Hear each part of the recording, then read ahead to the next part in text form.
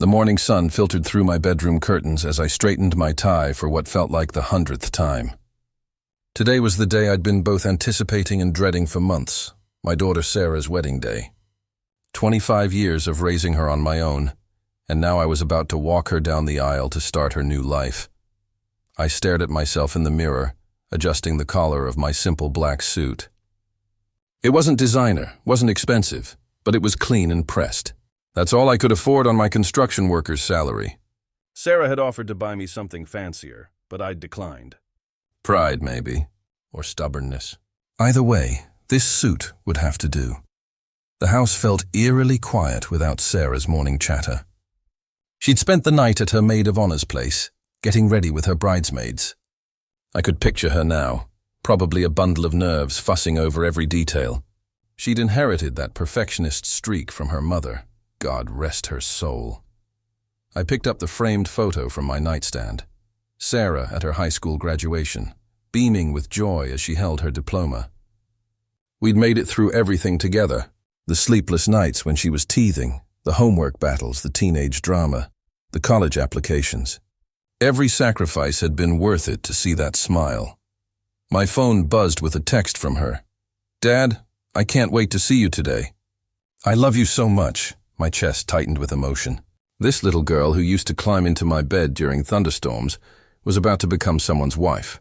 Marcus seemed like a decent enough young man. Harvard law degree, came from money, treated Sarah well as far as I could see. But something in his eyes when he looked at me always felt distant, cold even. I shook off the thought. Today was about Sarah's happiness, not my insecurities. St. Matthew's Cathedral rose before me like a monument to grandeur. Its Gothic spires pierced the cloudy afternoon sky, and the heavy oak doors stood open, revealing glimpses of ornate stained glass and polished marble within. This wasn't our little neighborhood church where Sarah had been baptized. This was Marcus's family church. Old money, old traditions, old bloodlines. Cars lined the circular driveway. Mercedes, BMWs, a few Bentleys. I pulled up in my 15-year-old Honda Civic, its faded blue paint looking distinctly out of place among the luxury vehicles. The valet, a young man in a crisp white shirt, gave my car a barely concealed look of disdain as he handed me the ticket. Inside, the cathedral buzzed with hushed conversations and the rustle of expensive fabric. Women in designer dresses and men in tailored suits filled the ornate wooden pews. The air carried the scent of white roses and expensive perfume, mixed with the faint smell of old stone and incense. I recognized a few faces from Sarah's side, my brother Tom, my sister-in-law Janet, a handful of Sarah's college friends. But they were vastly outnumbered by Marcus's relatives and family friends. I caught snippets of conversation as I walked down the aisle. I just closed on the Hampton house. The yacht club membership finally came. Through Marcus is so lucky to have found someone. So, sweet. The way they said it made it sound like a consolation prize. I took my seat in the front row, designated for the bride's family. Across the aisle, Marcus's mother, Patricia, sat regally in what I was certain was a custom Chanel suit. She acknowledged me with the briefest of nods, the kind you'd give a waiter who'd brought the wrong wine. The organist began the processional, and my heart hammered against my ribs. In a few minutes, I'd walk my daughter down this very aisle and give her away to a man whose family clearly saw me as beneath them. You must be so proud of Sarah. I turned to find Marcus's uncle, a silver-haired man with perfectly capped teeth, extending a manicured hand. His smile was practiced, the kind politicians wore during campaign season. Richard Blackwood, he introduced himself. Marcus's godfather. Jim Patterson, I replied, shaking his hand. His grip was firm but brief, like he was afraid my calluses might be contagious. Sarah's accomplished so much, Richard continued, his voice carrying that particular tone wealthy people used when they were about to deliver a backhanded compliment. Getting her master's degree, landing that position at the nonprofit. Marcus has been such a good influence on her. I felt my jaw tighten slightly. Sarah's always been driven. She got that from her mother. Oh yes, of course.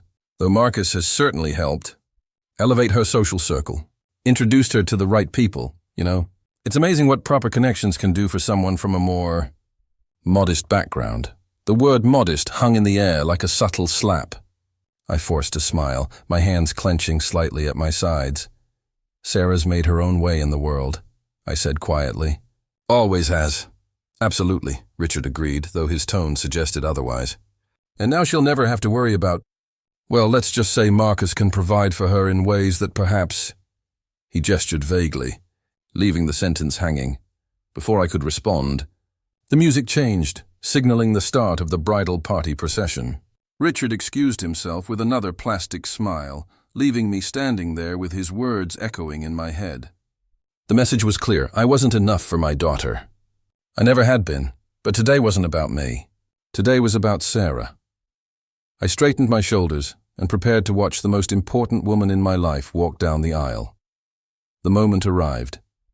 Sarah appeared at the cathedral entrance, radiant in her grandmother's vintage lace gown that we'd spent months having altered to fit perfectly. Her veil cascaded behind her like a waterfall of silk, and her smile could have powered the entire city. She was absolutely breathtaking. I offered her my arm, and she squeezed it gently as we began our slow procession down the aisle. Every step felt weighted with 25 years of memories. Her first steps, first day of school, first heartbreak, first job interview, and now her first walk as a bride. "You look beautiful, sweetheart," I whispered. "Thanks to you, Dad," she whispered back, tears threatening to spill over. "I wouldn't be here without you." As we approached the altar, Marcus stood waiting in his perfectly tailored tuxedo, his groomsmen flanking him like a wall of privilege and entitlement. He smiled at Sarah with genuine love, I couldn't deny that. But when his eyes briefly met mine, that cold distance returned.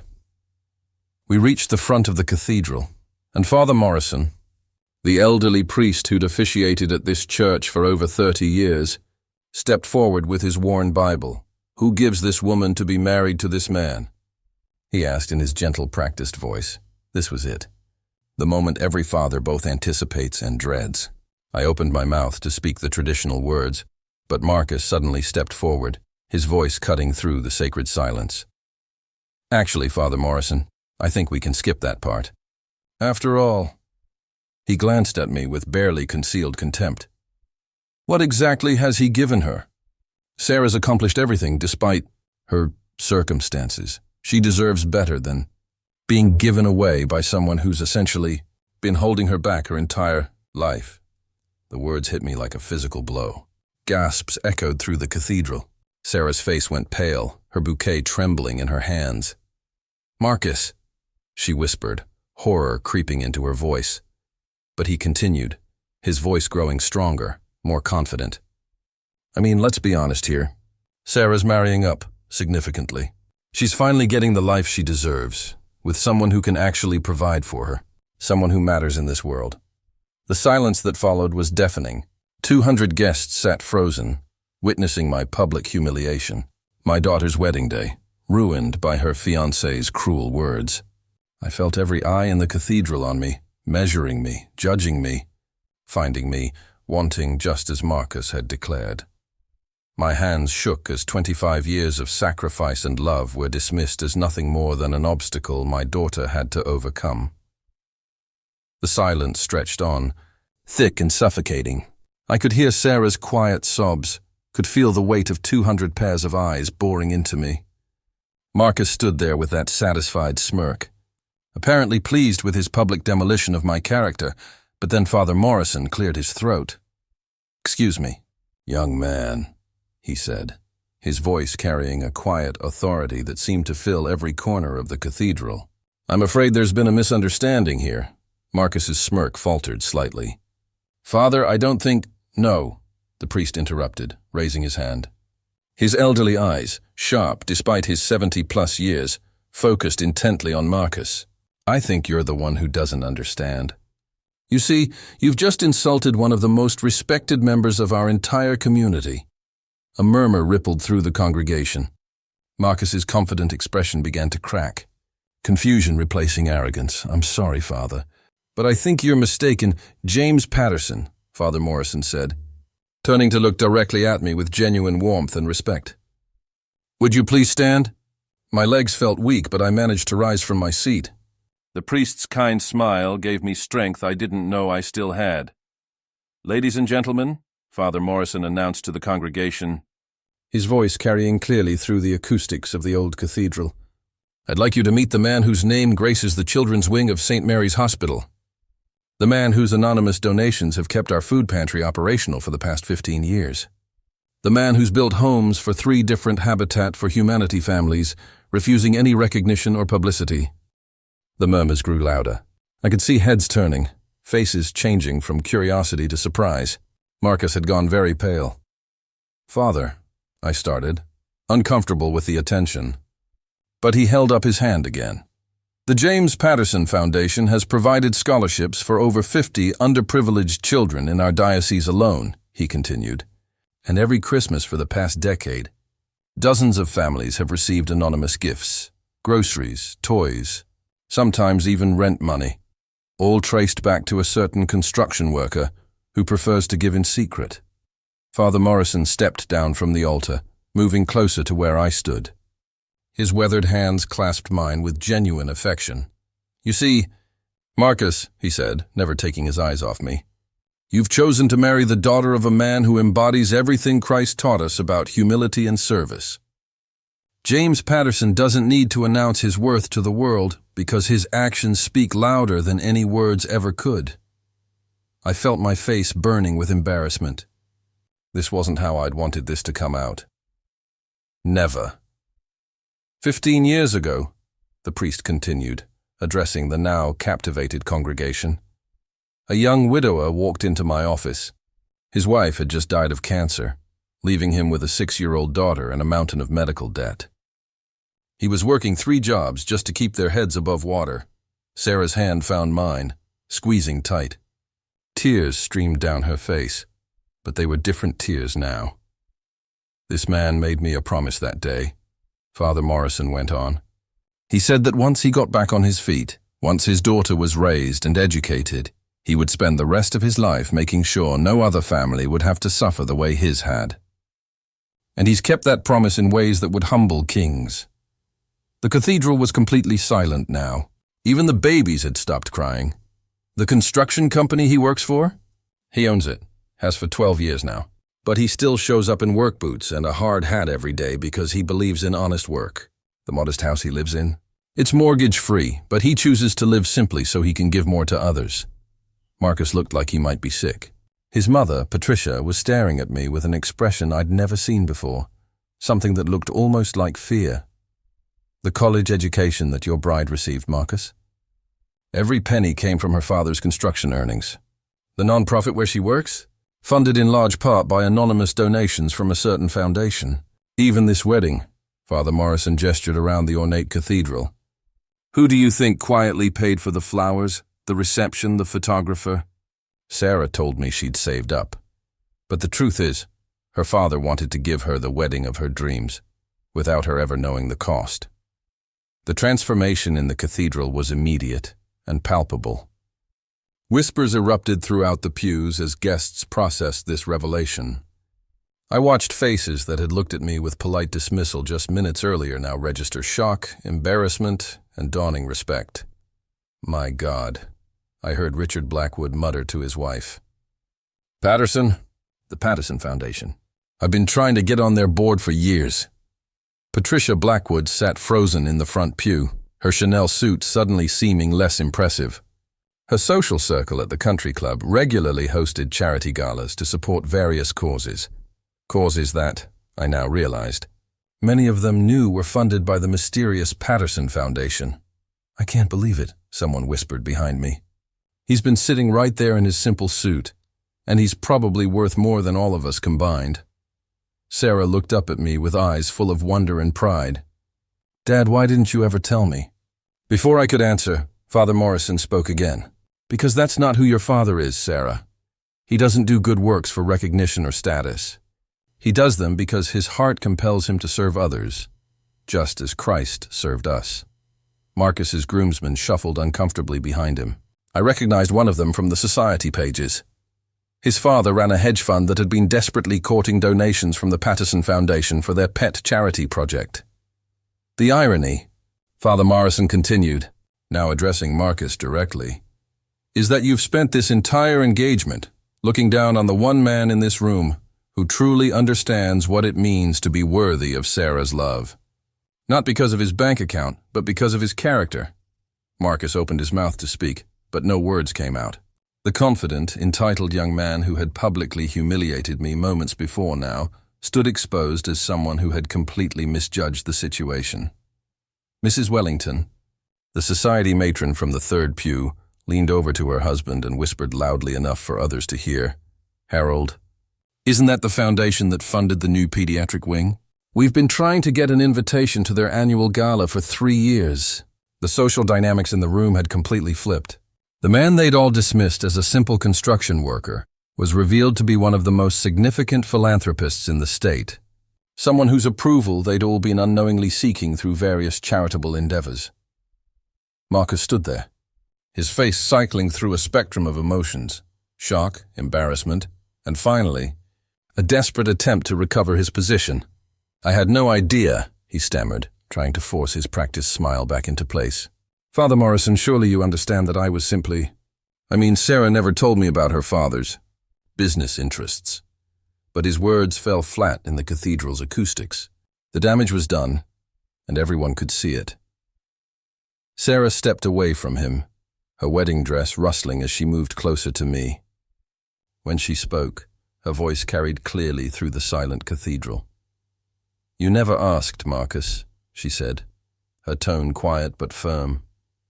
"In 2 years of dating, you never once asked about my father's work beyond dismissing it as construction. You never asked about the foundation that paid for my education, or wondered how a single father managed to raise me so well on what you assumed was a modest income." Marcus's mouth opened and closed like a fish gasping for air. His carefully constructed image was crumbling before the eyes of everyone who mattered in his social circle. "Sarah, please," he tried again, reaching for her hand. "You have to understand, I was just trying to... surely you can see how this looked from my perspective." "I can see exactly how it looked," Sarah interrupted, pulling her hand away. "You saw a man in a simple suit and assumed he was beneath you. You saw someone who worked with his hands and decided he was worth less than someone who works behind a desk. You looked at the man who sacrificed everything to raise me and concluded he was holding me back." The silence stretched on as Sarah's words hung in the air. Marcus's groomsmen looked anywhere but at him, clearly uncomfortable with their association with his public humiliation. "But that's not who my father is," Sarah continued, her voice growing stronger. "And after what you just said, I'm not sure I know who you really are either."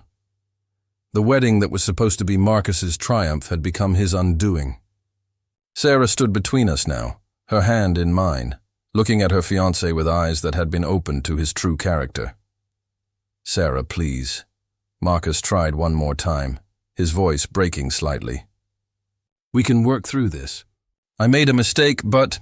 "The mistake," Father Morrison interjected gently, "was in judging a man's worth by his appearance rather than his actions. In assuming that wealth equals worth, and that status determines character." Sarah looked around the cathedral at the assembled guests, then back at Marcus. When she spoke, her voice was steady and clear. "I can't marry someone who would humiliate my father, the man who taught me everything about integrity, sacrifice and unconditional love on what should be the happiest day of my life. I can't build a future with someone who looks down on the very values that shaped me." She slipped the engagement ring off her finger and held it out to Marcus. "I'm sorry, but this wedding is over." The cathedral erupted in whispers and gasps. Marcus stared at the ring in disbelief, his face pale and stunned. "Sarah, you're making a mistake." "No," she said firmly. "The mistake was almost marrying someone who could be so cruel to the man I love most in this world." As we walked back down the aisle together, arm in arm, I heard fragments of conversation from the pews. "Can you believe she had the courage to call it off?" "Good for her. Did you see what he said to her father?" "Patterson." I should have recognized the name. Outside the cathedral, Sarah turned to me, still in her wedding dress, tears of both sadness and relief streaming down her face. Dad, I'm so sorry I didn't tell him about the foundation, about everything you've done. I thought it didn't matter. I thought he loved me for who I was. I pulled her into my arms, holding my daughter close. It doesn't matter, sweetheart. What matters is that you saw his true character before it was too late. You deserve someone who respects the people you love, someone who judges others by their actions, not their bank accounts. As we stood there, Father Morrison approached us, his kind eyes twinkling with what might have been the hint of a smile. "James," he said, "I hope you'll forgive an old priest for speaking out of turn, but I couldn't let that young man's words stand unchallenged. The measure of a man isn't in his possessions, but in his compassion. And you, my friend, have always been one of the richest men I know." 3 months later, Sarah met David, a teacher at the inner-city school that the Patterson Foundation helped fund. Their small, simple wedding in our neighborhood church was attended by 50 people who knew us for who we truly were. And when David shook my hand for the first time, he looked me in the eye and said, "Thank you for raising such an incredible woman. I can see where she gets her strength. Sometimes, the greatest revenge isn't what you do to those who wrong you. It's simply being so genuinely yourself that their attempts to diminish you only serve to reveal their own smallness." Marcus learned that day that calling someone a nobody doesn't make them disappear. Sometimes it just makes their light shine brighter for everyone else to see.